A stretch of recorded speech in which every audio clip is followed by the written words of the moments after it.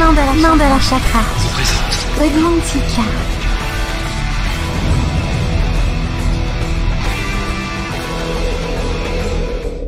Le replay, ça s'est passé sur Witches Radio. Witches Radio.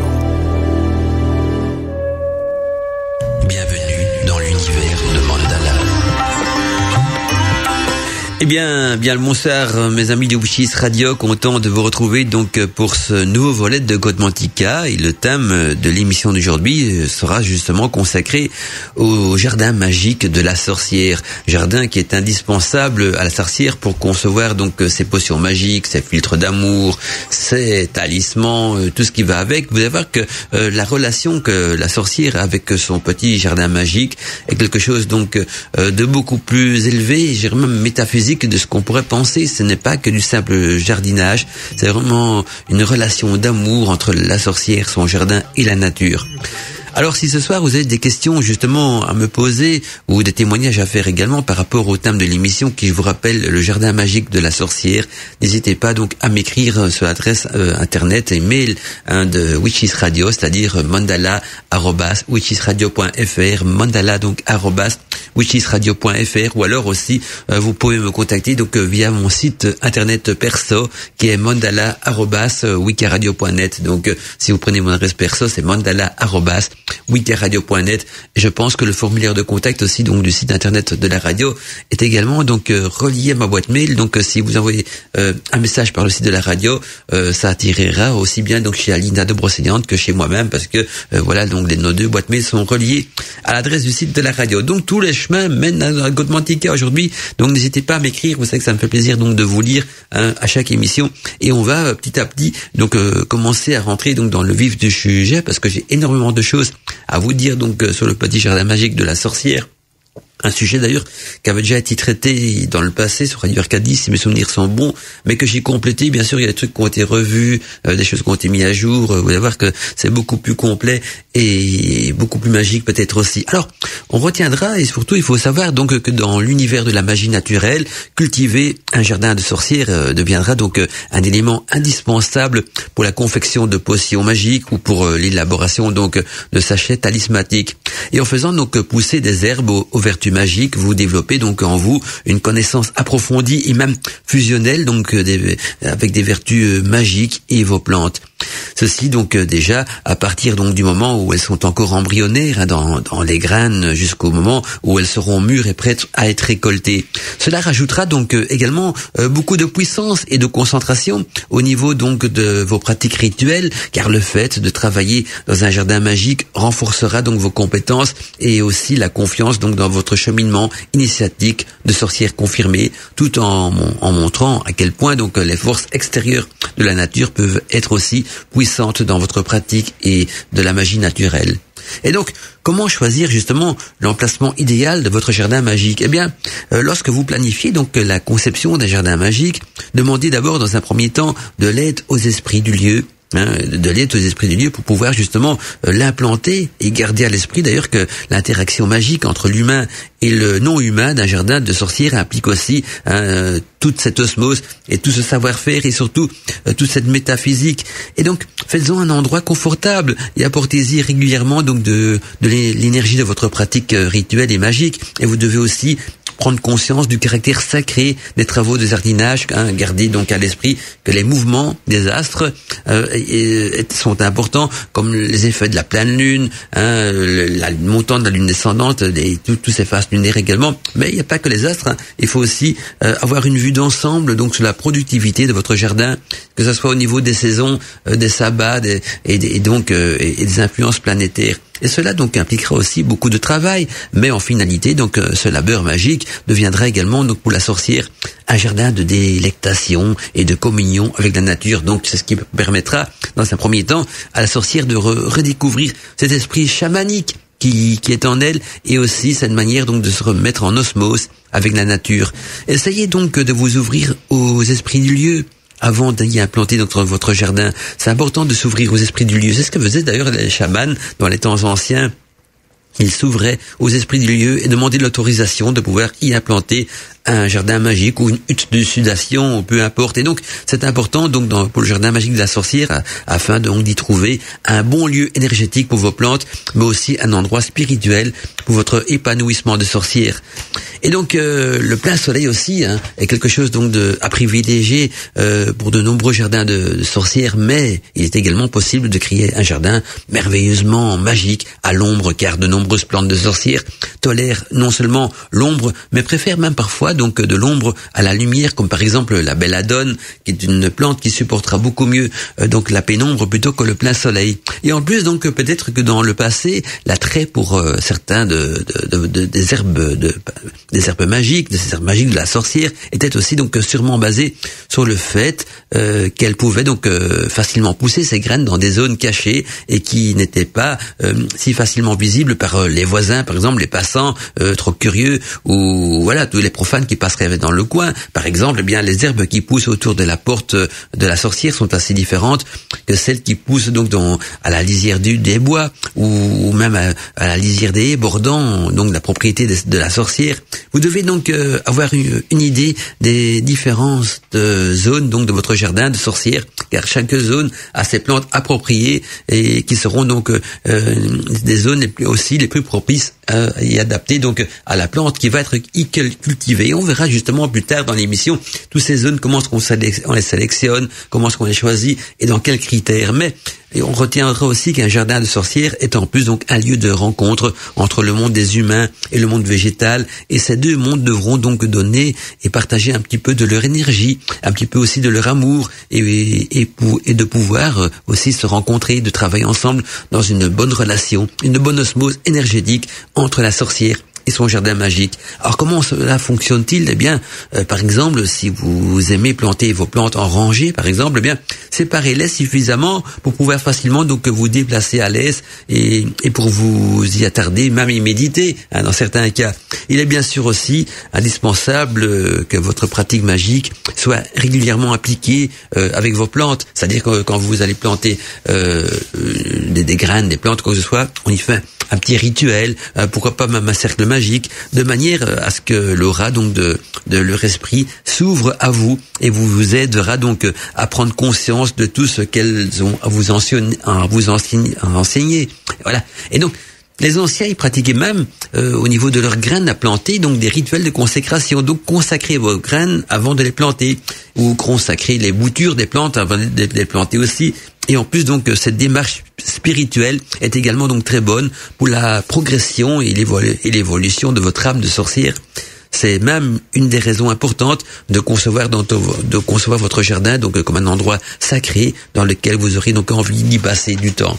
Et donc, vous n'avez pas forcément besoin d'avoir une vaste étendue pour créer donc un endroit magique qui vous permettra donc de pouvoir communiquer avec vos plantes, avec les esprits de la nature aussi, avec les fées, ou même de vous y abandonner à vos pratiques magiques et secrètes.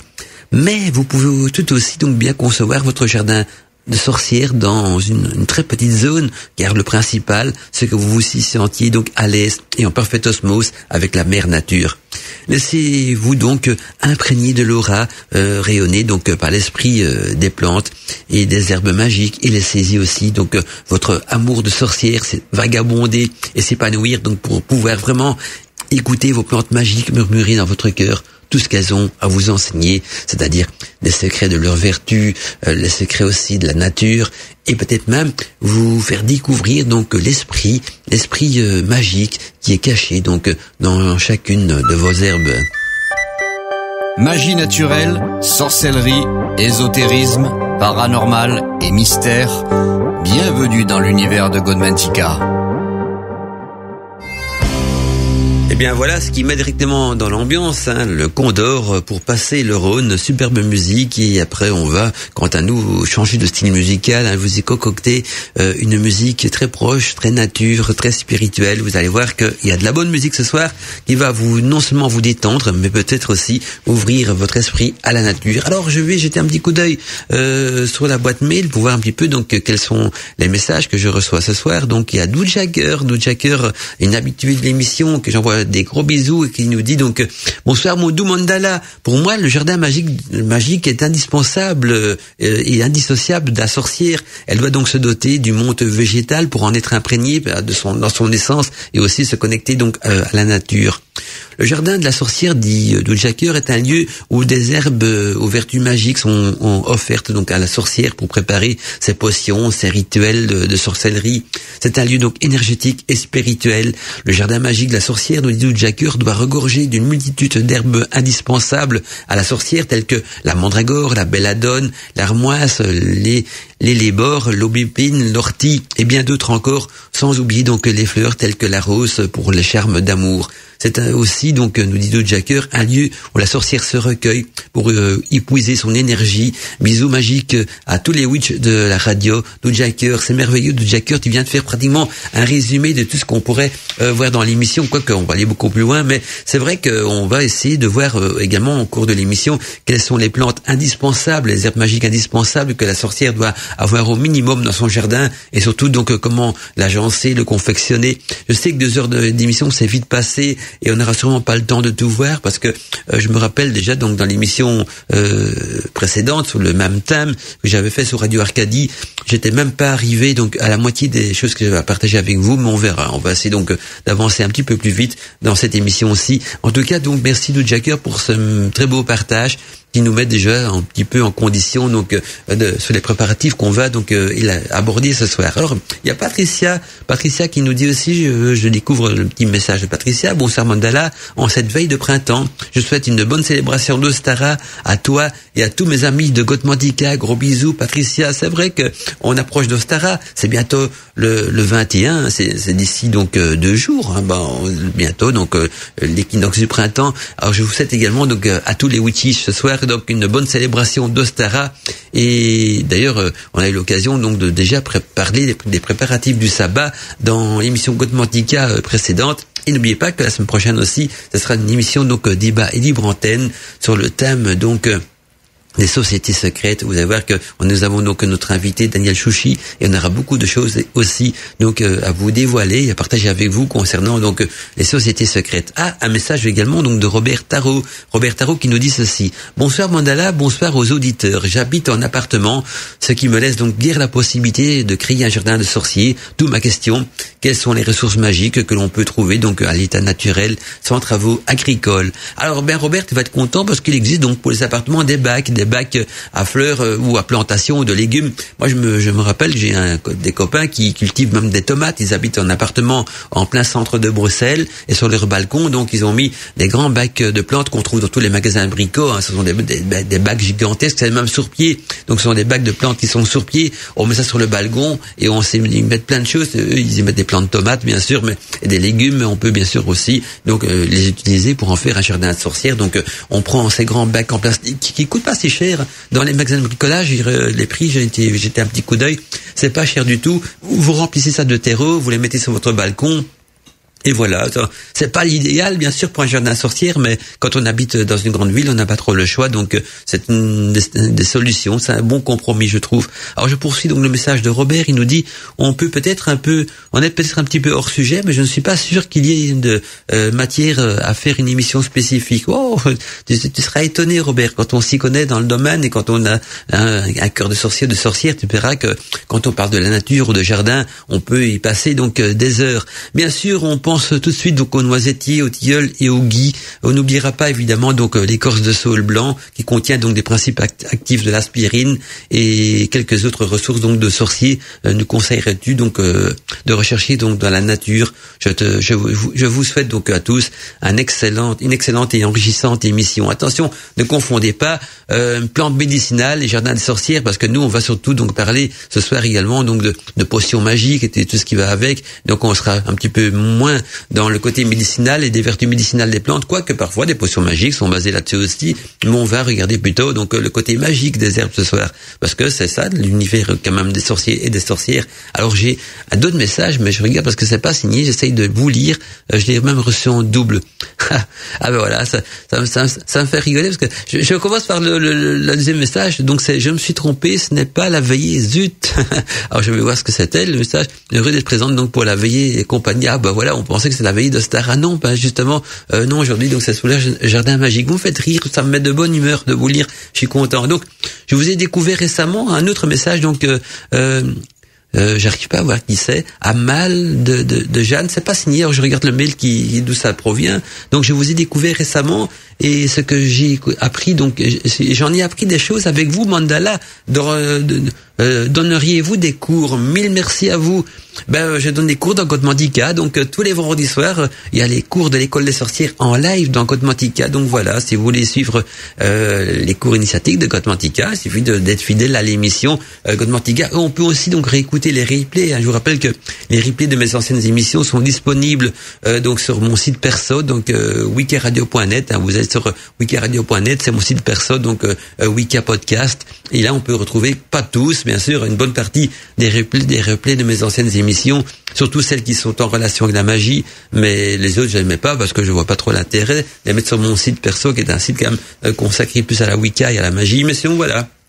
Des cours dans une école, non, parce que ça serait compliqué de donner des cours dans une école, alors que nos émissions donc concernent la Terre tout entière, alors que si ce serait une école, il faudrait vous déplacer de loin pour venir suivre les cours, ce qui serait pas évident. Alors autant faire Godmantica. Godmantica, c'est gratuit, c'est du partage initiatique en live, et ça fait déjà des années que ça existe, donc déjà des années que je partage donc mes petites connaissances magiques avec vous, donc amis et amis donc de Godmantica. Alors on va justement commencer à regarder, jeter un petit coup d'œil donc sur la préparation du jardin magique de la sorcière. Donc on revient dans la nature, on quitte les balcons des grandes villes, on revient dans la nature. Vous allez voir que pour engencer ce jardin, il y a tout un rite, il y a toute une préparation, il y a un gardien à mettre dedans.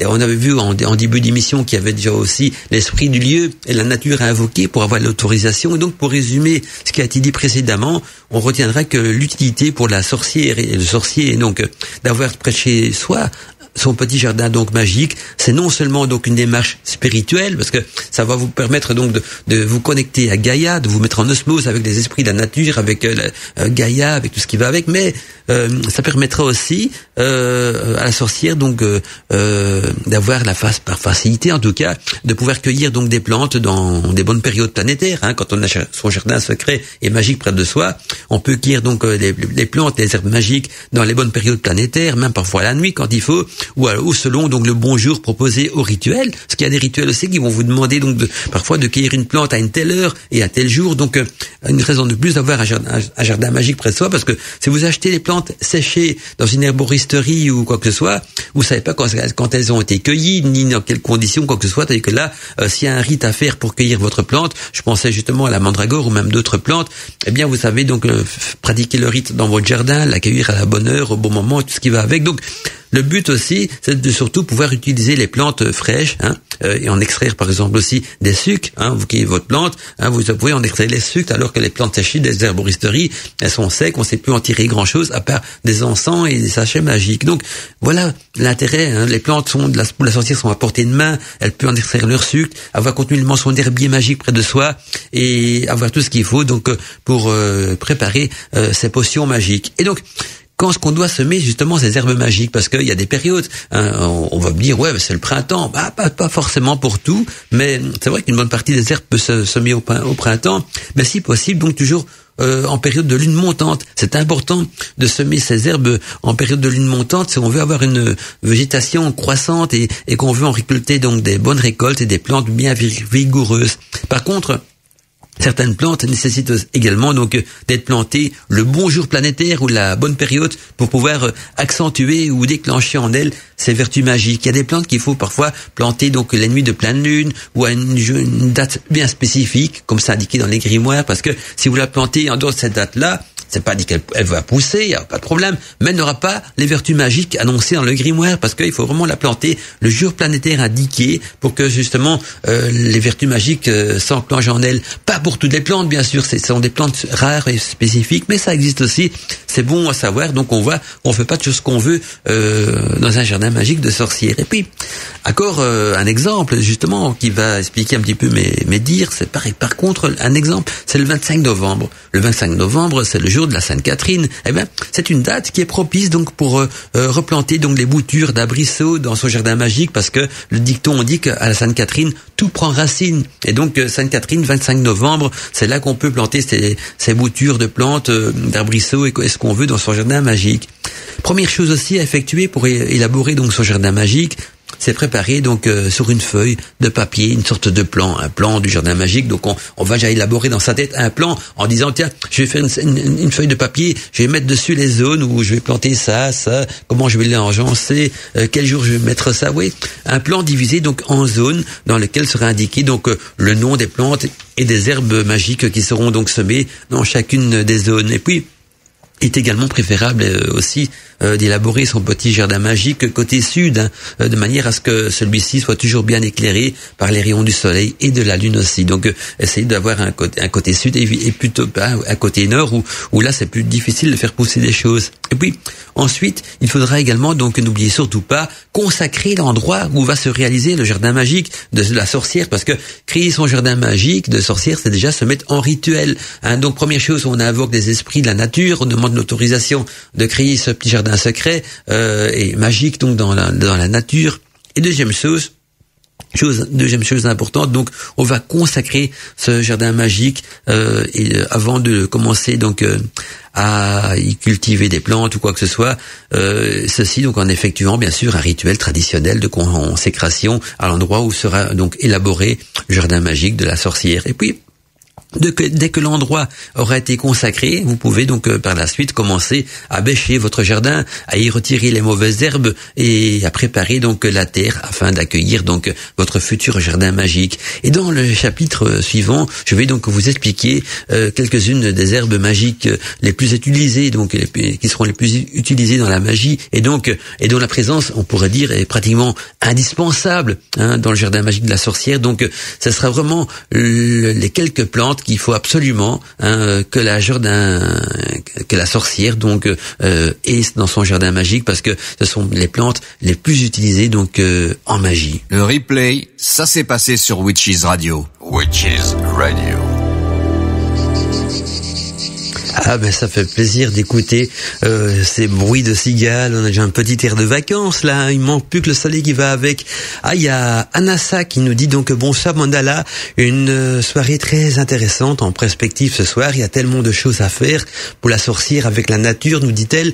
Merci pour ce sujet, belle soirée magique à toi et à tous ceux qui écoutent ce soir. Merci Anassa pour ce gentil petit message aussi. Et alors il y a il y a Amal qui de Paris qui nous dit donc oui, j'écoute beaucoup vos podcasts Godmantica, merci infiniment. Donc je suis Amal de Paris, bienvenue à toi dans Godmantica, donc Amal. Et voilà, ça fait plaisir de vous lire. Je regarde si j'ai rien oublié, personne, non, tout le monde a été cité ce soir. Et donc on va poursuivre quant à nous donc l'élaboration de ce jardin magique. Alors première chose à planter dedans, c'est la plante maîtresse, c'est le gardien de votre jardin magique, c'est le coudrier. Alors le coudrier c'est quoi? Bien, le coudrier c'est le nom ancien qui désigne le noisetier. Vous savez, le noisetier, ne pas confondre avec le noyer, parce qu'un jour j'ai une auditrice, c'était une auditrice qui m'a dit, est-ce que le noisetier donne des noix? Non, ça donne des noisettes. Donc le noisetier c'est ce qui donne des petites noix pour l'écureuil, donc ça a des feuilles rouges, et les sorcières l'appelaient, donc elles l'appellent toujours alors le coudrier. Le coudrier c'est le gardien de votre jardin. Donc le coudrier ou le noisetier est un arbre qui attire donc des bonnes influences magiques, et ses branches sont en général donc utilisées dans la confection de baguettes magiques. C'est avec le coudrier qu'on fait des baguettes magiques, et donc on fait également avec le coudrier des baguettes donc de sorciers, des bâtons du bon voyageur, etc. Donc c'est vraiment un bois magique qui va devenir le gardien de votre jardin de sorcière. Et donc à cause justement du mystère et de la magie qui l'accompagne depuis donc toujours, le noisetier occupe une place à part entière donc dans le jardin magique de la sorcière. Il était employé donc comme support d'incantation par les druides. Il a aussi été utilisé par les sorciers et les chercheurs d'or en tant que sa baguette très puissante et très magique pour trouver justement des trésors cachés ou des sources cachées. Et cette tradition est rattachée donc à la symbolique de fertilité qui lui est très tôt attribuée donc à cause cause bien sûr de l'abondance des noisettes qu'il produit et aussi donc à côté sa nature résistante au froid. Et par un étrange effet d'attraction de semblable, bien le coudrier attire à lui deux autres symboles de fertilité, c'est-à-dire l'eau de source ainsi que les métaux ayant donc maturé dans le ventre de la terre. Et en Normandie, pour qu'une vache donc donne du lait, on la frappait 3 fois avec une baguette de coudrier. Cette pratique a d'ailleurs valu le bûcher à quelques femmes accusées donc de sorcellerie à l'époque, pour avoir aussi donc ainsi frappé donc les vaches qui par la suite donc s'entêtaient à donner du lait toute l'année. Donc ne le faites pas trop fort les coups de baguette de coudrier sur le pet des vaches, parce que sinon vous allez avoir non seulement du lait toute l'année et vous saurez plus quoi en faire. En tout cas, c'est ce que nous dit la tradition. Une autre tradition veut que le troisième jour donc de ses noces, la mariée distribue donc des noisettes pour signifier donc que le mariage était bel et bien consommé. Et donc vous voyez, là on retrouve vraiment ce petit côté fertilité qui tourne autour donc du noisettier, du coudrier. Et puis en plus on utilise donc également une baguette de coudrier pour repérer donc les cours d'eau souterrains, mais aussi donc le sorcier ou la sorcière confectionneront donc à partir d'une branche de coudrier leur baguette magique en cueillant la nuit d'un vendredi de pleine lune une branche de coudrier appropriée dans leur petit jardin de secret de sorcière. Donc c'est bien d'avoir un jardin secret avec toutes les plantes qu'il faut, parce que déjà que le coudrier, pour y aller une nuit de pleine lune, au moins vous n'allez pas aller trop loin, vous êtes dans votre petit jardin de sorcière et vous savez que c'est le bon moment de cueillir votre baguette magique. Et ce coudrier deviendra donc le gardien de votre jardin magique, ce sera la pièce maîtresse, on va dire le veilleur de votre temple, si on considère le jardin magique de la sorcière comme un temple bienveillant de plantes qui vont servir à les potions, à la confection de potions, de talismans, quoi que ce soit. Bien, le coudrier, c'est le gardien du temple, c'est lui qui veillera sur la bonne croissance des plantes, et également qui les protégera peut-être des intempéries, de tout ce qui va avec. Donc voilà, première chose à y planter, c'est un coudrier, ou si vous préférez, donc un noisettier. Eh bien, quant à nous, donc on va poursuivre cette musique envoûtante qu'on ne trouve nulle part ailleurs. On va visiter le jardin magique également de Damien Dubois, parce que lui, il nous fait découvrir son jardin magique en musique, avec des bruits d'eau, des bruits de cigales. Vous allez voir que si vous écoutez cette musique envoûtante de Damien Dubois, vous allez déjà vous laisser imprégner par son petit jardin magique de sorcière, et déjà pour vous, ce sont vos premiers pas donc vers une osmose complète avec l'esprit de Gaïa. Eh bien, on est déjà, en écoutant cette musique, dans le petit jardin de la sorcière. On s'y balade, une source coule pas loin de là, on y entend la cigale, on y voit des jolis papillons, des libellules, que de bonheur. Donc ce printemps, cet été, qui nous émerveille à travers la nature et tout ce qui y pousse. Alors, un message qui nous vient donc de Pierre-Alain Joliveau, qui nous dit: cher Mandala, quel plaisir donc de t'écouter ce soir sur le thème qui m'intéresse beaucoup, car j'ai débuté mon jardin de sorcière à l'automne dernier. Ah ben, c'est une bonne chose. Tiens, ça serait sympa de nous envoyer quelques photos à l'occasion de ton jardin de sorcière, dit Pierre-Alain. Alors, il nous dit, Pierre-Alain, donc que les plantes ont des correspondances planétaires, comme tu l'as mentionné. Mais sait-on donc comment ces correspondances ont été établies, nous demande Pierre-Alain. Je pense qu'il y a donc des plantes que l'on pourrait donc utiliser en magie verte, mais qui ne figurent pas donc dans les livres de référence courants donc sur le sujet, d'où mon interrogation. Je te remercie d'avance et fais un gros bisou donc à tous les witches. Merci à toi donc Pierre-Alain, et ta question est assez pertinente. C'est vrai que j'aurais du mal à expliquer tout en détail aujourd'hui, parce qu'il faudrait aussi donc une émission de plus de 2 heures rien que pour parler donc sur les correspondances planétaires entre les plantes et comment est-ce qu'on peut les établir. Mais je vais essayer de résumer ça en quelques mots. Au fait, les anciens, ils avaient 3 méthodes donc pour découvrir donc les correspondances planétaires et surtout les correspondances magiques que possèdent les plantes. Alors ça veut dire par exemple que si on devrait brûler tous les livres de plantes magiques, les grimoires et les livres de plantes médicinales, eh bien la nature pourrait réenseigner donc aux sorciers, aux sorcières le secret, les vertus donc des plantes magiques qui s'y trouvent. Alors Ces trois moyens sont les suivants. Le premier, c'est ce qu'on appelle la signature astrologique des plantes. La signature astrologique, ça veut dire que chaque planète va marquer comme un sceau dans la plante une signature astrologique qui va directement au premier coup d'œil pour pouvoir se dire, tiens, dans cette plante-là, je décèle la signature d'une telle planète ou d'une telle planète. Donc, je vais donner des exemples plutôt très flagrants. On pourrait aller dans les détails, mais je veux donner, qu'on n'a pas beaucoup de temps, donc je vais essayer de donner des exemples flagrants en parlant aussi bien de fleurs, de fruits, de légumes. Alors, le plus flagrant, c'est la fleur de tournesol. La fleur de tournesol, donc, si vous avez déjà tous eu l'occasion, j'espère en tout cas pour vous, de voir un champ de tournesol. Ce qui est étonnant, c'est que au matin, les fleurs de tournesol sont tous pointées à l'est. Là où le soleil se lève, elles attendent le lever du soleil. Et puis, dès que le soleil se lève, la fleur de tournesol va suivre le mouvement du soleil et en passant par le sud, bien sûr, jusqu'à l'ouest. Et puis, à l'ouest, la nuit tombe et là, la fleur de tournesol, pendant la nuit, elle se repositionne à l'est. Alors, c'est pour ça d'ailleurs qu'on dit tournesol. Ce nom vient justement de tourner avec le soleil. Et en plus, quand vous regardez une fleur de tournesol, ça ressemble un petit peu à un soleil. On y voit le cœur et puis les pétales qui irradient tout autour. Eh bien, là, dans la fleur de tournesol, on y retrouve la signature du soleil, et donc on peut dire c'est une plante solaire. Non seulement elle suit le mouvement du soleil, et en plus elle ressemble à un soleil, avec ses fleurs magnifiques qui font passer donc à des soleils jaunes, merveilleux, et qui suivent donc le cours du soleil. Eh bien, si on parle du soleil, on va parler aussi de la lune. Toutes les plantes et les fleurs qui en général fleurissent la nuit, je pense justement à des plantes sacrées. Il y a certains nénuphars, il y a certains lys également. Voilà, toutes ces plantes sacrées sont des plantes lunaires. Et puis la couleur aussi, souvent les plantes qui donnent des fleurs blanches sont des plantes à tendance lunaire, mais c'est surtout donc des plantes, les plantes lunaires, des plantes qui s'ouvrent la nuit. Alors on peut aller plus loin, même les légumes montrent la signature planétaire qu'ils ont en eux. L'aubergine qui ressemble très fort à un foie est très bonne pour justement soigner les maux de foie, les petits problèmes de foie. Le poivron, quand on le coupe en deux, le poivron rouge, par exemple, on regarde, ça ressemble à un cœur. On y retrouve les alvéoles et tout ce qui va avec. Les branches de sapin.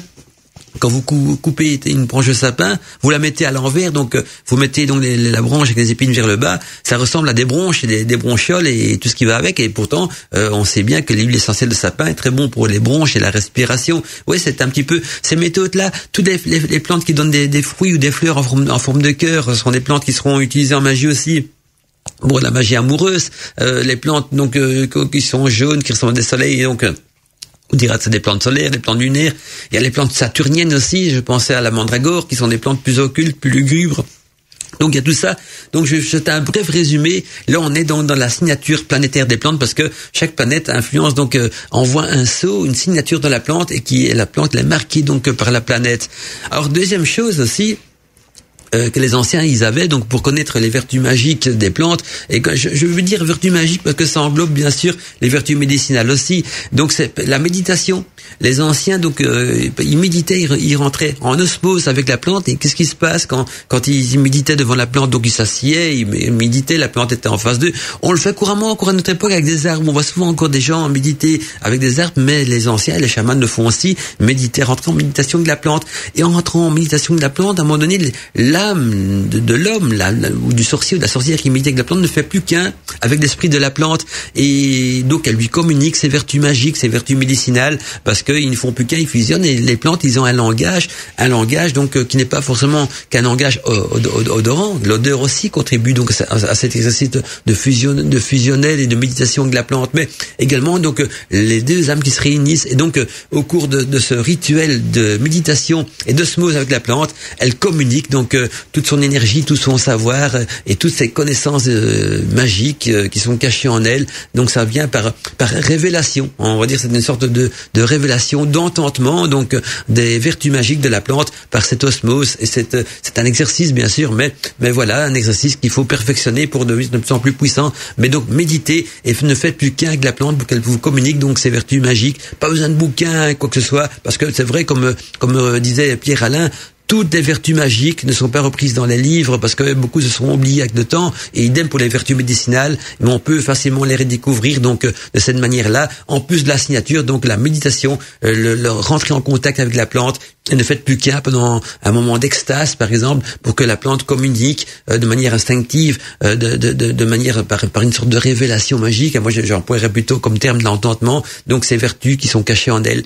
Et puis, une troisième méthode que je vais pas décrire aujourd'hui parce que ce serait beaucoup trop compliqué pour l'émission de 2 heures et puis on s'écarterait donc du sujet de l'émission. C'est la méthode de l'aspargirie. L'aspargirie donc est une méthode qui est proche de l'alchimie qui permet donc justement de comprendre les vertus cachées d'une plante, des extraire parce que en fait pour résumer, ce que c'est l'aspargerie, c'est l'arcane secret qui permettra donc d'extraire les principes actifs ou magiques de la plante et donc là on rentre dans le domaine de l'alchimie qu'on pourrait un jour en discuter aussi. Je prévois une émission débat libre antenne qui va un jour donc traiter de l'alchimie, l'aspargerie et donc on pourra débattre et approfondir donc ce thème au cours de l'émission. Mais si ça vous intéresse, il faut lire surtout donc les livres de Paracels. Toute la littérature de Paracels est consacrée donc une bonne partie en tout cas est consacrée à ce côté magique des plantes où on y consacre la signature de plantes et le côté magique aussi comment extraire les principes actifs d'une plante que ce soit magique ou médicinale par l'aspargerie ou des méthodes en tout cas un petit peu hors du commun et également donc les livres chamaniques pourront peut-être vous aider aussi à méditer et à ne faire plus qu'un avec la plante. En tout cas, merci donc Pierre-Alain pour ta question qui a permis d'élaborer un thème et un domaine qui n'était pas prévu forcément dans l'émission de ce soir, mais qui complète en quelque sorte donc le thème du jardin secret et magique de la sorcière. Alors, je reviens aux plantes qu'il faut absolument avoir dedans. En minimum, en tout cas. Donc, on avait vu que le coudrier, ou le noisetier, si vous préférez, donc, c'est la même plante. Retenez que coudrier et noisetier, il s'agit du même arbre. Moi, je garde le terme ancien. Hein. En tant que sorcier, je veux dire coudrier. Mais si vous lisez dans un bouquin noisetier, c'est la même chose. On est bien d'accord, hein. Deuxième, donc, le noisetier, le coudrier sera le gardien du temple, donc le gardien de votre jardin magique. Et puis, première plante indispensable à avoir dans son jardin magique aussi, celle de la sauge. La sauge qui jouissait déjà, donc, chez nos ancêtres, d'un prestige certain, hein. L'école de Salerne, donc, a escorté la sauge et Saint-Hildegard nous a même laissé, donc, cet axiome assez édifiant qui nous dit que pourquoi mourrait l'homme dans le jardin où pousse de la sauge, si ce n'est que le fait qu'il n'existe aucun remède contre le pouvoir de la mort. C'est-à-dire que la sauge était censée guérir toutes les maladies. Et donc, si un homme mourait dans un jardin de sauge, ça veut dire que ce n'est pas la maladie qui l'avait emporté, mais qu'on pouvait rien contre le pouvoir de la mort qui n'a pas de remède parce que la mort n'a pas d'astre sur lequel on pourrait dire, tiens, c'est l'astre de la mort, donc il doit exister un remède. La nature a créé un remède pour chaque mot, mais la mort est un remède. Il n'y a pas de remède, c'est quelque chose de plus fatal, on va dire à ce niveau, en tout cas, au niveau de la nature.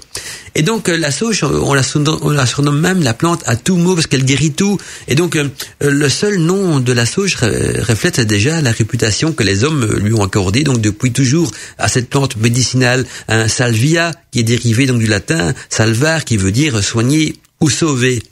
Et puis, la tisane de sauge, donc, bu fréquemment, fortifie tout le corps, prévient aussi les attaques d'apoplexie, et a une action donc très positive en cas de paralysie et en cas de sueur nocturne par exemple. Eh bien, c'est une plante, c'est la seule plante qui, avec la lavande bien sûr en plus, donc qui peut procurer donc une sorte de soulagement. Donc retenez que pour les sueurs nocturnes, la sauge et la lavande, ce sont les deux seules plantes qui peuvent procurer donc un soulagement, car la sauge donc guérit la maladie à la base donc des sueurs nocturnes, et guérit également donc grâce à ses propriétés toniques le grand état de faiblesse qui accompagne donc ce trouble des sueurs nocturnes. Et puis la sauge est aussi souveraine en cas de crampes, hein, de maladies de la moelle également, surtout les maladies de la moelle épinière, des maladies des glandes et également donc du tremblement des membres. Et donc pour soigner ces maladies, on boit 2 tasses réparties donc de sauge par gorgée pendant toute la journée.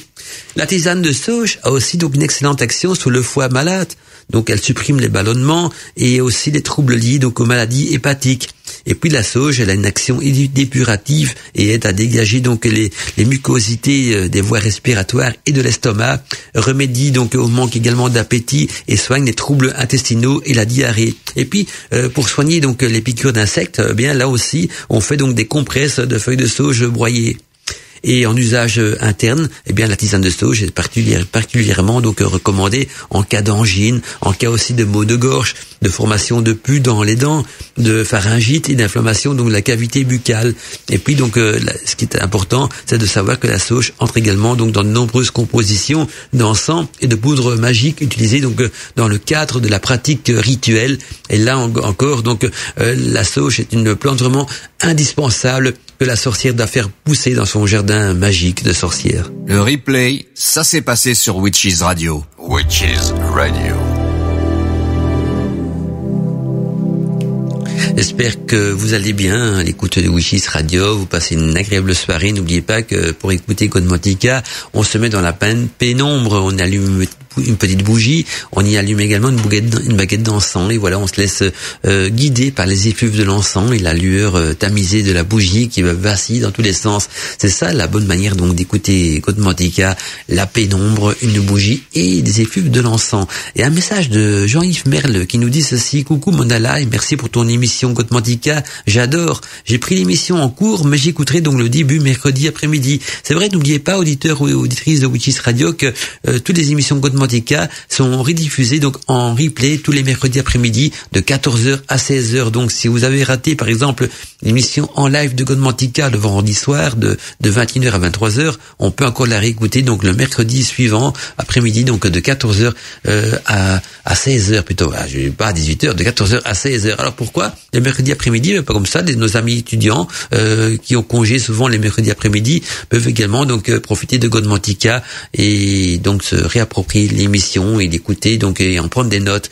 Alors il nous dit Jean-Yves Merle que le courrier est un nom ancien du Frêne. Les sorciers le connaissaient comme cela et mon grand-père m'a révélé donc le don à 10 ans. Jean-Yves, merci à toi, dit Jean-Yves, ça fait toujours plaisir de lire vos messages et vos partages également. Et donc on va passer donc quant à nous à la plante suivante qui est la pervenche. Alors la pervenche, on l'appelle aussi donc violette des morts, violette des sorciers ou même violette des serpents. À la fin donc de l'automne, on récolte les sommités de la pervenche et qu'on utilise comme méditation donc contre les saignements de nez ou contre les gencives, les saignements des gencives aussi, ou même en gynécologie. Et avant même que ces propriétés donc pharmacologiques soient établies, eh bien la tradition considérait la pervenche comme capable d'arrêter les hémorragies. Elle étanche le sang de quelque part, il coule, nous dit-on les anciens. Affirmait donc aussi beaucoup d'auteurs anciens, tandis qu'on l'employait dans les campagnes pour arrêter donc le flux menstruel et empêcher les avortements si on en portait donc attaché autour de la cuisse. Les anciens également se frottaient donc les morsures de serpents de feuilles de pervenche en récitant donc quelques formules secrètes pour en extraire le venin. Mais la pervenche se distingue surtout donc par ses vertus magiques. Si après avoir jeté donc les tiges de pervenche dans le foyer et qu'on prononce certaines invocations ou formules propres à attirer les âmes des trépassés, eh bien, les voultes de la fumée feront apparaître les figures des êtres chers. Capable aussi de ramener au monde visible ceux qui appartiennent donc au monde invisible. La pervenche entre aussi tout naturellement donc dans des filtres d'amour, donc dans la composition de filtres d'amour et aussi pour redonner donc vigueur aux liaisons rompues et pour faire revenir les amants en volage. D'ailleurs, il y a quelques recettes de pervenche et mes souvenirs sont bons dans le grand et le petit Albert, donc des recettes de filtres d'amour à base de pervenche dans le grand et le petit Albert. Et puis en Flandre, en Belgique, donc on jonche les chemins que suivaient les futurs mariés pour se rendre à l'église avec des fleurs de pervenche d'un bleu symbolisant l'innocence de la fiancée et la pérennité des sentiments amoureux. Et les lettres de noblesse de cette jolie fleur bleue lui ont été données aussi à celle de Madame de Sévigné qui en 1684 écrivait à sa fille: Madame de Girgan, afin ma bonne, nous dit-elle, quoi qu'il en soit, consolez-vous et guérissez-vous avec votre bonne pervenche bien verte et bien amère, mais bien spécifique à vos maux. Et donc vous avez déjà senti donc des grands effets. Rafraîchissez-en donc cette poitrine enflammée, nous dit-elle. Et puis aussi, ce fut ensuite donc le cœur de Jean-Jacques Rousseau qu'elle fit battre et pour qui elle évoquait Madame de Varenne qui lui avait donc montré sur le chemin des charnettes donc quelques pervenches qui poussaient par-ci par-là. Ce fut donc ensuite le cœur de Jean-Jacques Rousseau qu'elle fit battre, pour qui elle évoquait donc aussi donc cette magie et cette charmante dame de qui était amoureux, et donc que la pervenche rentre dans beaucoup de relations amoureuses, dans tout ce qui est l'amour, à cause de son rayonnement, de sa fleur bleue, sa fleur rampante. Et pour en savoir plus, lisez le petit Albert, je vous le conseille. En tout cas, la pervenche a d'ailleurs séduit de nombreux poètes, et même y compris donc Georges Brassens. Une voix dans la nuit. Une voix dans la nuit. Une autre plante encore indispensable dans le jardin magique de la sorcière, c'est la mélisse. La mélisse qui est connue également sous le nom de la citronnelle. Alors la mélisse est une plante lunaire et boussonnante, donc dont les tiges quadrangulaires et les feuilles ovales à marge festoinée sortent donc de la terre en sentant le citron. Donc la mélisse a une odeur de citron, c'est pour ça qu'on l'appelle donc la citronnelle. La mélisse peut atteindre donc une hauteur d'1,50 m ceci à la fin de l'été, et les tiges donc portent des petites fleurs blanches. Les feuilles fraîches donc peuvent être utilisées pour parfumer les plats, parfumer aussi les vinaigres ou les huiles et les liqueurs. Et en usage interne, on va utiliser la mélisse contre la migraine liée donc à une mauvaise digestion, ou alors aussi pour soigner les névragies, qu'elles soient donc de la face ou des dents, de l'oreille ou même de la tête. Et puis, ça va aussi donc soigner l'émotivité, les crises de nerfs, les convulsions, l'épilepsie, les spasmes digestifs, spasmes cardiaques, ou même de l'asthme aussi. Et puis, il y a les syncopes qui vont être soignés par la mélisse, les syncopes, les vertiges, les bourdonnements d'oreilles. Elle sert aussi donc à lutter contre la mémoire déficiente, la mélancolie, l'indigestion, les règles douloureuses et l'anémie. Et en usage externe, la mélisse sert donc à lutter contre les migraines, les rhumatismes, les piqûres d'insectes, les troubles nerveux, les spasmes, les règles douloureuses, l'engorgement mammaire et les ecchymoses également. Donc, on retiendra que dans le cadre de la magie, la mélisse, la citronnelle, au niveau de la magie de la sorcellerie, est du genre féminin. La planète qui domine la citronnelle, la mélisse donc, c'est la lune, et l'élément qui se rapproche à la mélisse, c'est l'eau. Alors la mélisse peut être utilisée donc pour influencer l'amour, et puis ça c'est dans le cadre de la magie bien sûr, et puis faire macérer la plante dans du vin pendant plusieurs heures, et puis filtrer-la et partager-la avec un ami, ou porter la plante sur vous pour retrouver l'amour. C'est un puissant talisman d'amour, la mélisse, on en porte sur soi. Elle est aussi utilisée donc pour les guérisons magiques, et Pline disait que ses pouvoirs étaient donc si grands que s'il était donc attaché à une épée, qui avait fait donc une blessure, donc son attaché de la mélisse à une épée qui avait fait provoqué une blessure, le sang s'arrêtait immédiatement de couler. Bien que les blessures par épée soient rares aujourd'hui, donc à notre époque, on retiendra que la mélisse a toujours été utilisée encore à notre époque, et dans le cadre de la magie sous forme d'encens, donc ça rentre dans la composition des encens et aussi dans la composition des sachets de guérison. La mélisse peut aussi être utilisée dans les charmes visant à s'assurer la réussite, que ce soit la réussite en amour, la réussite d'un projet, d'un examen. Et si vous êtes apiculteur, frottez la plante de mélisse sur les ruches. Cela attirera donc non seulement des nouvelles abeilles, mais maintiendra donc aussi déjà les anciennes abeilles sur place dans la ruche, pour qu'elles ne meurent pas et qu'elles s'en vont pas ailleurs. Donc vous voyez que la mélisse est encore une plante indispensable à avoir dans son jardin de sorcière. J'ai encore un petit message qui nous vient de Jean-Yves Merle, qui nous dit: coucou Mandala, je viens de voir sur le sujet que tu avais raison aussi. Apparemment c'est du noisetier, le coudrier. Oui, mais j'ai toujours raison de toute façon. Dans Godmantica, on dit que des choses vraies. Alors cela, nous dit-il, m'a fait un choc, et pourtant j'avais des sources que je croyais fiables. Merci de m'avoir appris. Bonne soirée, bonne nuit, cordialement Jean-Yves. Oui, tout à fait. Retenez bien ceci, que le coudrier, c'est du noisetier. Et voilà, ça peut arriver qu'on se trompe. De toute façon, moi, je vais jamais vous contredire. Quand vous envoyez des messages avec des erreurs, je les partage également sur l'antenne, parce que chacun a le droit de parler comme il veut, de ressentir ce qu'il veut.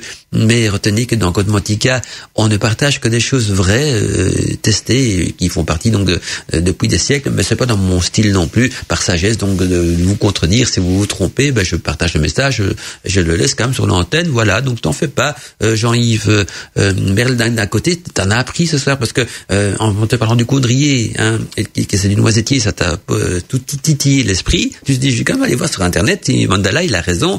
Et tu te rends compte, donc, je sais pas sur quel site t'as été, mais tout à fait dans tous les grimoires, on mentionne bien que le coudrier c'est du noisetier et pas du frêne. Mais je t'ai laissé le message parce que voilà, je vais jamais donc faire des combats de joute d'ego avec d'autres personnes. Je vous laisse parler, voilà, c'est ça, la liberté d'expression. Et Godmantica est ouvert à toutes les cultures, toutes les croyances, quoi que ce soit. Mais je suis content, Jean-Yves, donc que grâce à l'émission, donc tu as pu remettre, dire des connaissances à jour, hein, à ce niveau-là. Donc ça court un but de plus, donc d'écouter, une raison de plus d'écouter Godmantica.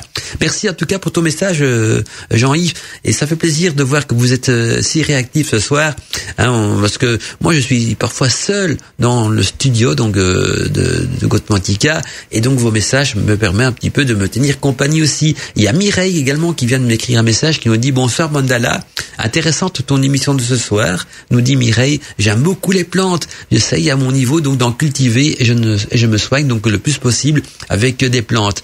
Je vais te dire, j'ai écrit je vais te dire donc que j'étais une grande adepte donc de la sauge. Ah, mais voilà, Mireille, une grande adepte de la sauge, très bien.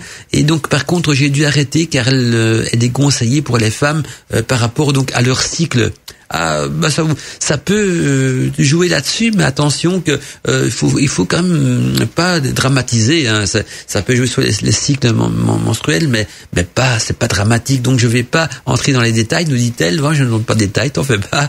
Donc je vais pas entrer dans les détails, mais si tu les veux, par souci, je reprendrai donc quand je serai donc ménopausée. Au fait, moi j'ai déconseillerais plutôt la sauge si on est enceinte. Là peut-être oui. Hein, mais comme je déconseillerais beaucoup de plantes médicinales et magiques quand on est enceinte. Mais si on n'est pas enceinte, faut pas trop s'en faire. Voilà, la nature et le cycle des féminins, je veux dire, sont faits pour s'entendre. Et même si parfois il y a un pourra perturber l'autre, mais la sauge, crois-moi, je connais beaucoup de femmes, la mienne y compris, qui en prend également, et il n'y a pas trop de problème de ce côté-là. Alors je poursuis donc. En tout cas, merci Mireille pour ce partage. Donc voilà, très très intéressant. Et puis elle nous dit un petit coucou des auditeurs, notamment donc ceux présents sur le chat. Belle soirée à toi, avec toute mon amitié, Mireille. Un petit coucou donc aux witches qui sont sur le chat en train de papoter, en vous rappelant que Mireille donc elle est animatrice et modératrice donc du chat de Witches Radio, et elle fait ça d'une manière vraiment virtuelle et excellente. J'ai une virtuose du chat, Mireille. Un grand merci en tout cas, Mireille, pour ta participation tous les vendredis soirs au chat, et même pour les autres émissions aussi. Elle est fidèle, Mireille, au chat, que ce soit pour les émissions d'Alina, de Michael ou de Godmantica. Bien, Mireille est toujours fidèle au rendez-vous, et c'est une chouette animatrice et modératrice du chat, et je suis content donc que ce chat a un maître du jeu, comme on dit. Voilà, c'est un terme que j'aime bien. Allez, on passe quant à nous donc aux plantes suivantes indispensables que chaque sorcier et sorcière devra avoir dans son jardin magique. Et la plante suivante, donc ce sera la verveine. La verveine, donc qui est connue sous le nom de verveine officinale, est une plante vivace pouvant atteindre 80 cm de haut. Sa tige ramifiée donc porte des feuilles inférieures profondément découpées et des feuilles supérieures glabres. Elle se couvre donc au milieu de l'année et de l'été, surtout donc au milieu de l'été, d'épis denses et de petites fleurs turbulées rose lilas, donc souvent couleur rose lilas pâle. Quoique maintenant on trouve des verveines d'autres couleurs aussi, hein, parce que chez les fleuristes il y a eu des décroissements et tout ça, mais la verveine officinale donc aura des fleurs donc turbulées de couleur rose lilas pâle. On l'appelle aussi donc herbe sacrée.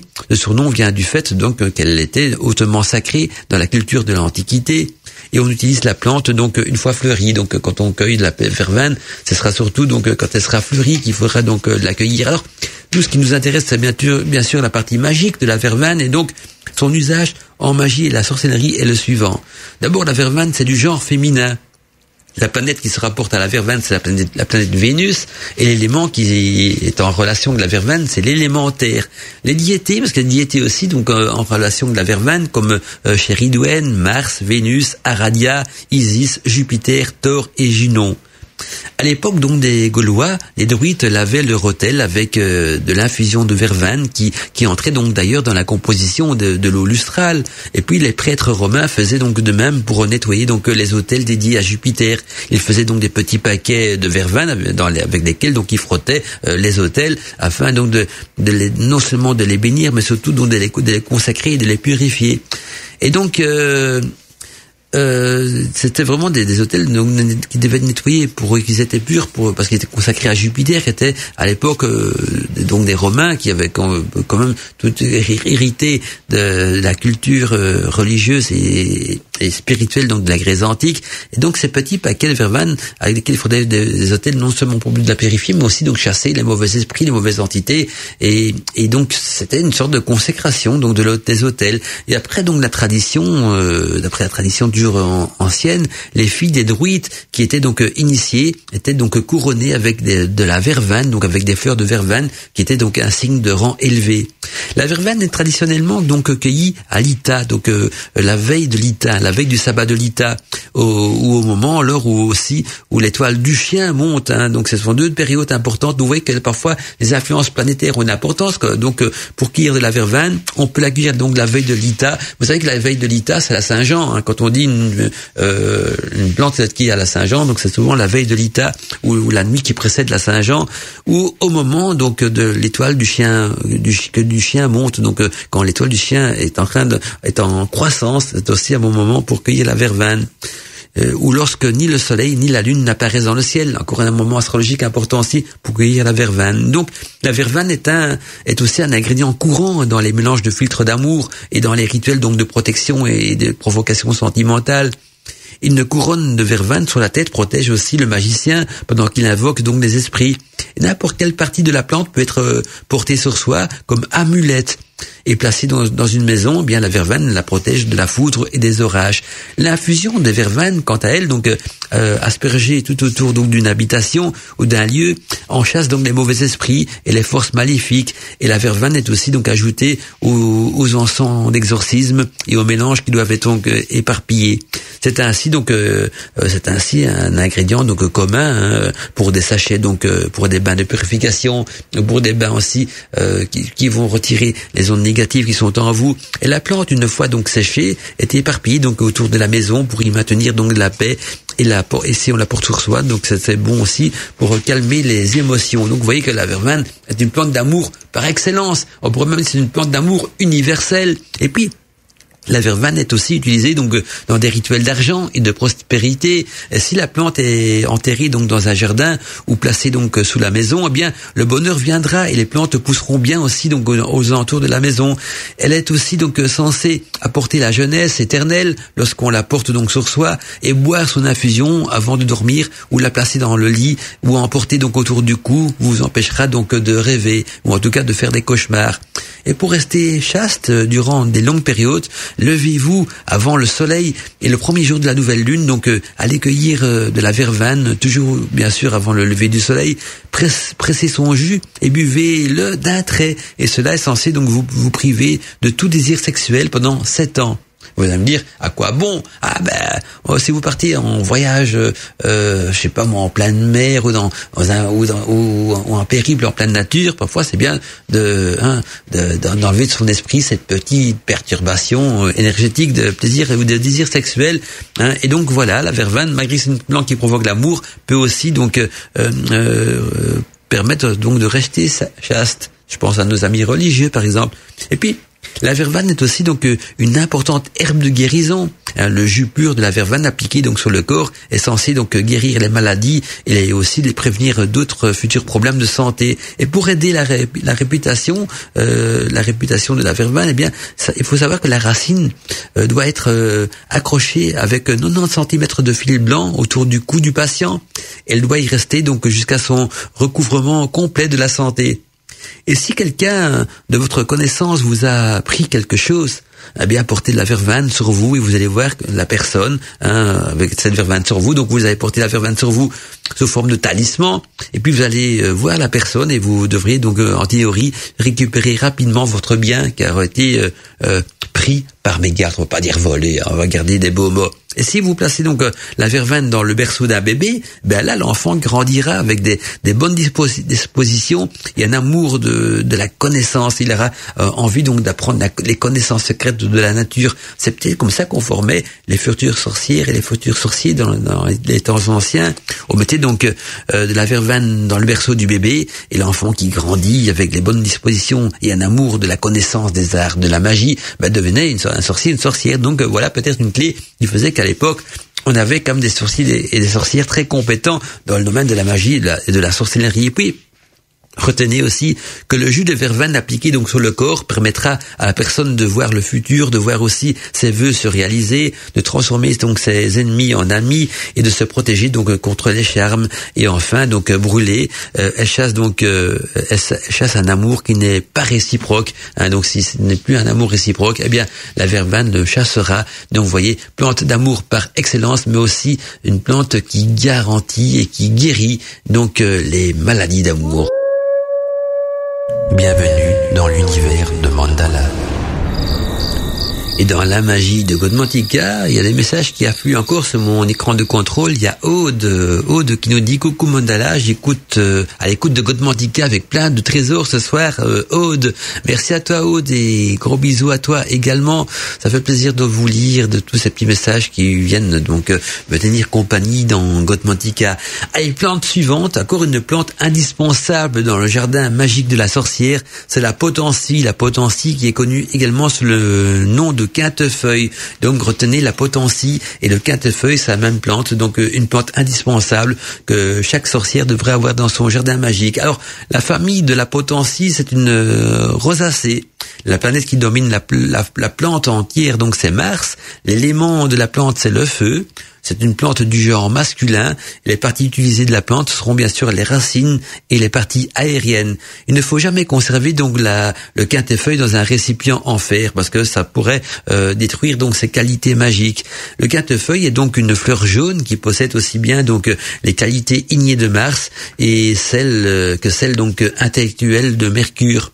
Elle constitue une extraordinaire tonique pour tout ce qui a trait donc au mental, aux études et au domaine donc intellectuel. Et puis on emploie aussi donc le quintefeuille afin de sortir et d'offrir une puissante protection du psychisme, car elle chasse donc des idées noires. Donc si vous êtes en dépression, si vous n'avez pas le moral, des idées noires, eh bien on emploie le quintefeuille donc sous forme d'encens ou de tisane parce que c'est une puissante protection du psychisme qui chasse les idées noires. Et puis, retenez aussi que ses liens avec le feu lui confèrent donc également une redoutable efficacité pour se débarrasser au mieux des envoûtements et des entités négatives dans l'entourage donc immédiat. Et donc, dans ce cas-là, on va utiliser donc la potentie et le quintefeuille pour en faire des sachets magiques qui seront donc des talismans à porter sur soi. Magie naturelle, sorcellerie, ésotérisme, paranormal et mystère. Bienvenue dans l'univers de Godmantica.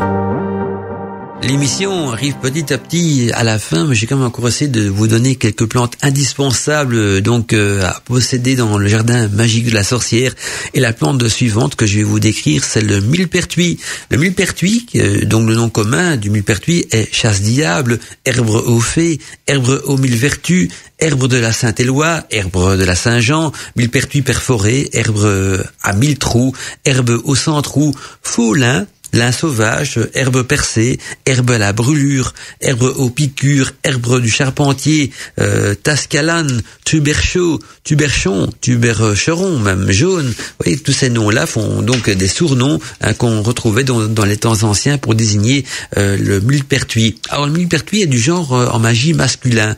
La planète qui domine le millepertuis, c'est le soleil, et il fait également partie donc de l'élément feu.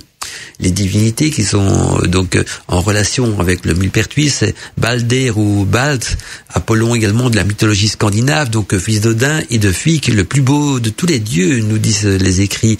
Et le pouvoir du millepertuis sera donc utilisé au niveau de la magie en tant qu'exorcisme et divination. Alors l'utilisation du millepertuis dans les rituels est la suivante.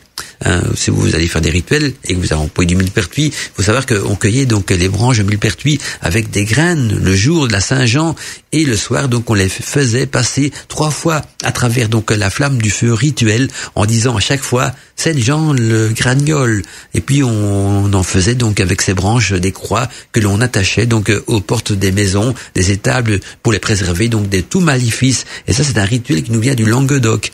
Et puis en Dordogne, même cérémonie, donc les bouquets gardés précieusement étaient donc jetés au feu de la Saint-Jean de l'année suivante. Et l'un des nombreux noms vernaculaires donc du millepertuis est arrosoir. Et puis une touffe de cette plante mise extérieurement pendant la nuit à la fenêtre d'une fille par exemple indique que les garçons l'ont surprise accroupie en train d'arroser donc les plantes en plein air. Vous devinez comment. Et donc ce qui est incompatible bien sûr avec la dignité d'une demoiselle bien élevée, et donc pour lui signaler qu'elle a été vue en train d'arroser les plantes en faisant pipi, eh bien on mettait la nuit donc une touffe de fleurs de millepertuis à sa fenêtre pour dire voilà tu as été vu. C'était un petit peu l'époque des réseaux sociaux. Maintenant il y a aussi parfois des photos compromettantes qu'on partage pour ennuyer quelqu'un, ennuyer des personnes, de ça. On entend souvent donc du harcèlement scolaire à ce niveau-là. Bien à l'époque c'était aussi une sorte de harcèlement hein, quand la jeune fille le matin voyait un bouquet de millepertuis à sa fenêtre, c'est bien qu'il y a un voyeur hein, qui l'a vu donc en train d'arroser les plantes d'une manière peu orthodoxe pour reprendre le terme utilisé à l'époque, incompatible avec la dignité d'une demoiselle bien élevée. Voilà, c'est beaucoup mieux et plus joli expliqué comme cette manière-là. Et bon, utilisation magique du millepertuis. Eh bien, le millepertuis est le précieux et terrible fuga démonium, hein, le fuga démonium du Moyen-Âge, qui était l'herbe qui mettait en fuite donc les légions de Satan. Et d'ailleurs, d'innombrables rituels de millepertuis sont décrits pour guérir les possédés, pour exorciser les maisons et les étables et les champs.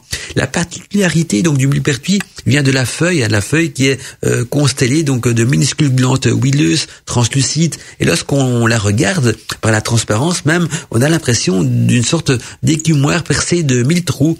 Elle a été donc exploitée par les oracles depuis les temps les plus reculés, et les trous disent si les récoltes seront bonnes ou mauvaises, si une épidémie va s'étendre ou regresser, ce serait peut-être bon pour le Covid à notre époque, et si les armées donc vont connaître la victoire ou la défaite, etc. Et donc les femmes consultaient donc les feuilles de millepertuis pour savoir si leur mari était fidèle, et les jeunes filles pour savoir quand elles se marieraient, ce qui serait leur époux, combien elles allaient avoir d'enfants. Une histoire ancienne bien étrange raconte même qu'une femme avait donc pendant toute sa vie mis de l'eau dans le lait, hein, qu'elle vendait, donc c'est une manière de rouler les gens. Donc elle coupait le lait à l'eau qu'elle vendait donc au plein prix, et après sa mort donc une sorte de malédiction fait qu'elle revient toutes les nuits, et on l'entendait donc tripoter dans la laiterie où elle essayait donc en vain de séparer le lait de l'eau, ou le lot de lait, du lait. Et donc les enfants effrayés, ils allèrent donc consulter le sorcier qui leur dit de traire les vaches en leur frottant donc le pis avec du sucre de millepertuis. Ce qui fut fait, et la morte ne revient plus jamais donc hanter les étables et à essayer donc de séparer l'eau du lait. Allez, le souffle sacré de Damien Dubois, toujours cette nature enchantée donc dans Godmantica. On va petit à petit donc terminer l'émission avec encore une plante indispensable que chaque sorcière et sorcier devrait avoir donc dans son jardin magique. C'est bien sûr la menthe. Ah bien oui, la menthe est une plante donc bien connue sous nos latitudes, hein, où elle parfume les salades, les plats. C'est une plante aussi rampante à tige quadrangulaire donc ascendante, pouvant atteindre 1,20 m de haut, et qui porte des feuilles donc rondes et ou allongées, généralement donc d'une belle couleur verte, souvent ridées, parfois aussi duveteuses, et desquelles donc se dégage une forte odeur de menthe, facilement reconnaissable d'ailleurs, hein. Et puis les fleurs qui poussent en grappe à l'aisselle des feuilles donc sont aussi de couleur rose. En usage interne, la menthe s'utilise donc contre l'atonie digestive, l'indigestion, la fatigue générale, les gastralgies, l'aérophagie, hein, les spasmes gastriques, les coliques, les flatulences, les diarrhées, le choléra, les parasites intestinaux, les intoxications gastro-intestinales, les affections hépatiques, les vomissements nerveux et la lane fétide des dyspepsies hyper speed. On utilise aussi donc contre les palpitations, les vertiges, les migraines, les tremblements, les paralysies, les rêves cauchemardesques, on va dire comme ça, l'asthme, les règles insuffisantes ou douloureuses, la bronchite, les chroniques, la tuberculose. Et en usage externe, la montre s'utilise donc contre la gale, l'asthme, la bronchite, la sinusite, la migraine, les névragies dentaires en tout cas, et pour éloigner les moustiques. Et contre l'asthme également, la bronchite et la sinusite, utiliser donc de la menthe en inhalation. Et contre les migraines et les névragies dentaires, donc se masser avec de l'huile essentielle de menthe. Et enfin, pour éloigner les moustiques, mettez donc quelques gouttes de menthe sur votre oreiller. Et puis, en magie, à sorcellerie, on va utiliser la menthe pour des rituels, des incantations, des talismans. Il faut savoir que l'amande est du genre masculin. La planète qui domine l'amande, c'est la planète Mercure. L'élément, c'est pour l'amande verte, c'est l'air, et pour l'amande poivrée, c'est le feu. Et les déités qui se rapportent à l'amande, c'est Pluton, Hécate, pour l'amande verte en tout cas. Et puis, l'amande verte est utilisée donc depuis longtemps dans les potions et les mélanges donc de guérison, et les feuilles fraîches frottées donc sur les tempes sont réputées donc pour soigner les migraines. On porte également au poignet donc de la menthe pour s'assurer de ne pas tomber malade. Donc c'est une bonne plante de guérison. Et aussi donc elle soigne les problèmes d'estomac qui peuvent être soulagés donc en garnissant une poupée verte avec de la menthe avant de la ointre cette poupée donc avec des huiles de guérison. Et quand on porte cette poupée sur soi, eh bien on règle tous les problèmes d'estomac. La menthe verte est aussi donc utilisée dans les incantations de voyage et pour provoquer donc la richesse. Ces feuilles vertes sont utilisées donc dans des rituels d'argent et de prospérité. Le plus simple étant donc de placer des feuilles de menthe fraîches dans votre porte-monnaie ou dans votre sac ou de les frotter donc là où vous mettez votre argent. Et pour débarrasser donc un lieu des énergies négatives, eh bien aspergez-le donc d'eau salée à l'aide d'un aspergeoir fait donc de feuilles fraîches de menthe, de romarin et de marjolaine. Et la menthe fraîche donc posée donc sur l'autel appellera à venir donc les bons esprits et vous aidera aussi dans votre pratique magique. La menthe peut donc servir à protéger la maison.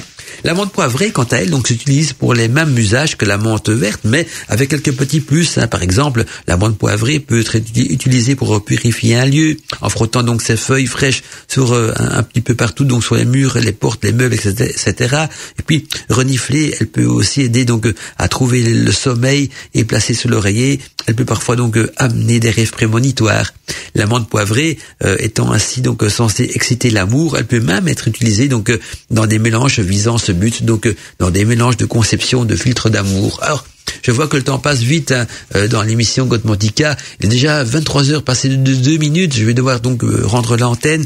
Et c'est dommage parce que j'avais encore plein de plantes à partager avec vous. Vous voyez que 2 heures d'émission, ça passe vite et j'ai pas eu le temps, encore une fois, de faire le tour de ce que j'avais envie de partager avec vous comme plantes magiques avec les vertus. Alors je vais quand même vous donner les noms des plantes que j'avais données sur mes post-it. Donc j'ai tous mes post-it devant moi que je décolle au fur et à mesure que je vous ai parlé donc de la plante. Et donc les plantes que je comptais encore aborder dans l'émission, mais le temps on a voulu autrement.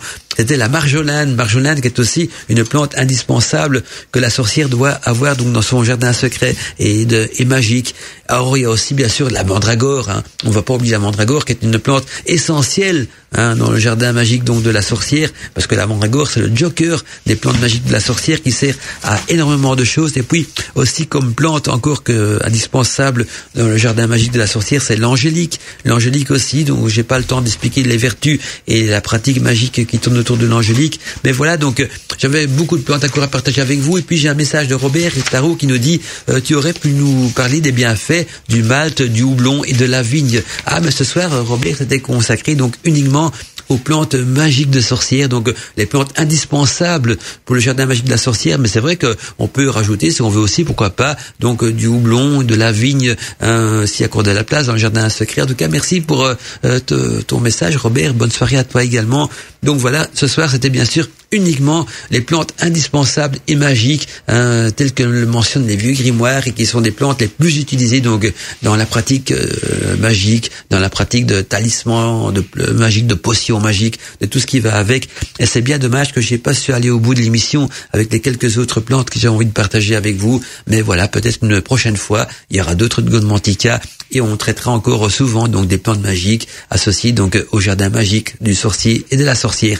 Alors je vous rappelle que l'émission sera rediffusée donc en replay le mercredi après-midi de 14h à 16h, et on se retrouve également quant à nous donc avec toute l'équipe des débats et Libre Antenne vendredi prochain pour un nouveau volet donc avec comme invité Daniel Chouchi pour vous parler justement de sujets vraiment passionnants, parce qu'on va traiter donc des sociétés secrètes et occultes. Vous allez voir que il existe beaucoup de sociétés secrètes dans le monde, et que chaque société secrète a ses secrets. C'est pas secret pour rien. En tout cas, il y aura des débats Libre Antenne, les auditeurs auront la parole. Tout ça, c'est vendredi prochain.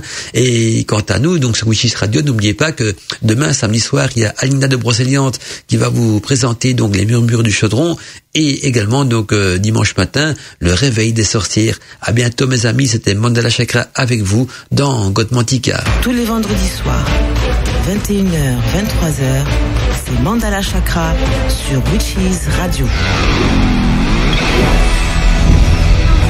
Mandala Chakra. Godmantica.